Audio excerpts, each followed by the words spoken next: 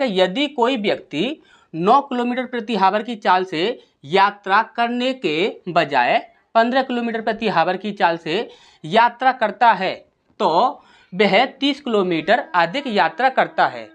उसके द्वारा तय की गई वास्तविक दूरी क्या होगी, ये हमसे यहाँ पर पूछा गया है। ठीक, 2 सेकंड में इस प्रश्न का आपको आंसर मिल जाएगा।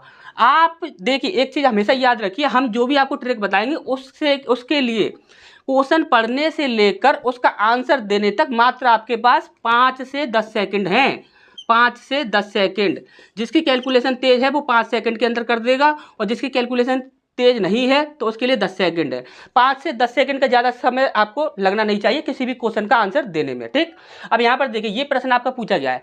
ये प्रश्न कभी भी आपके एग्जाम में किसी भी इस प्रकार से जो प्रश्न पूछा गया है, इस प्रकार से यदि कभी भी आपके एग्जाम में प्रश्न पूछ लिया जाए इसी टाइप का, तो आपको वहाँ पर क्या करना है कि आपको सबसे पहले ये देखना है तो वह 30 किलोमीटर अधिक यात्रा करता है। कितनी अधिक यात्रा करता है? तो आप बोलो सर 30 किलोमीटर अधिक यात्रा करता है। हमने बोला कि 30 किलोमीटर को हम किस प्रकार से लिख सकते हैं, इसमें कितनी अभाज्य संख्या निकलेंगी? आप बोलोगे सर हम किस प्रकार से लिख सकते हैं, 3 गुणा 5 गुणा 2, इस प्रकार से हम यहाँ पर इसे लिख सकते हैं।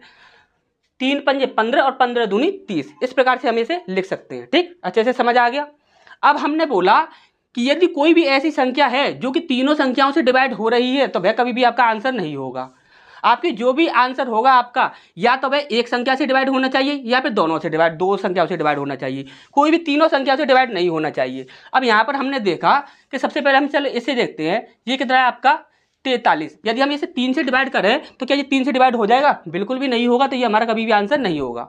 हमने बोला 4 और 2 6 होता है, 6 क्या होगा 3 से डिवाइड हो जाएगा। हमने बोला क्या 5 से डिवाइड हो जाएगा? नहीं होगा, तो ये हमारा आंसर नहीं होगा। इसके बाद हमने बोला ये कितना है 4 और 1 5, 5 कभी भी 3 से डिवाइड होगा? नहीं होगा, तो ये हमारा कभी भी आंसर नहीं होगा।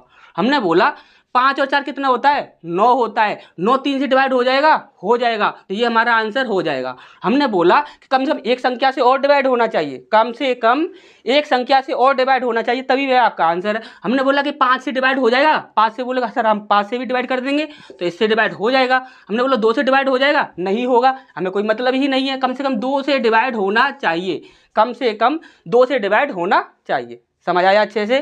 नेक्स्ट क्वेश्चन की ओर बढ़ते हैं।